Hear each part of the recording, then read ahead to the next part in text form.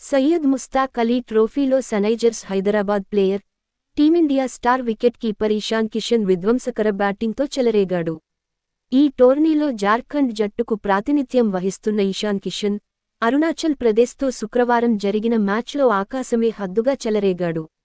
23 బంతుల్లో 5 ఫోర్లు, 9 సిక్స్లతో 77 పరుగులతో అజేయంగా నిలిచాడు.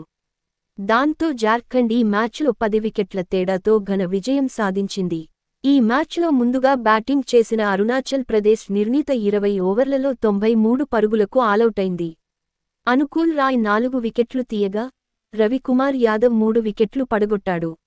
అనంతరం బ్యాటింగ్కు దిగిన జార్ఖండ్, ఇషాన్ కిషన్ విధ్వంసంతో 4.3 ఓవర్లలోనే 94 పరుగులు చేసి సునాయాస విజయాన్నందుకుంది. ఇషాన్ కిషన్ విధ్వంసంపై సన్రైజర్స్ హైదరాబాద్ అభిమానులు సంతోషం వ్యక్తం చేస్తున్నారు. ఐపీఎల్ 2025 మెగా వేలంలో ఇషాన్ కిషన్ను సన్రైజర్స్ హైదరాబాద్ 11.25 కోట్ల రూపాయలు భారీ ధరకు కొనుగోలు చేసింది. గత సీజన్ వరకు ముంబై ఇండియన్స్కు ఆడిన ఇషాన్ కిషన్, అప్కమింగ్ సీజన్లో సన్రైజర్స్ హైదరాబాద్ తరఫున బరిలోకి దిగనున్నాడు.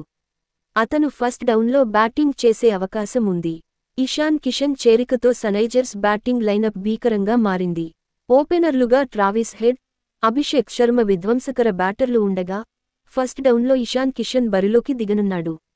మిడిలార్డర్లో స్టార్ ఆల్రౌండర్, తెలుగు తేజం నితీష్ కుమార్ రెడ్డితో పాటు విధ్వంసకర వికెట్ కీపర్ హెన్రిచ్ క్లాసెన్ ఆడనున్నాడు. లోయర్ మిడిలార్డర్లో అభినవ్ మనోహర్, హర్షల్ పటేల్, ప్యాట్ కమిన్స్ బరిలోకి దిగనున్నాడు. స్పెషలిస్ట్ స్పిన్నర్లుగా రాహుల్ చాహర్, ఆడమ్ జంపా ఆడనుండగా, మహమ్మద్ షమీ పేస్ విభాగాన్ని నడిపించనున్నాడు. సన్రైజర్స్ బ్యాటింగ్, బౌలింగ్ సమతూకంగా ఉంది.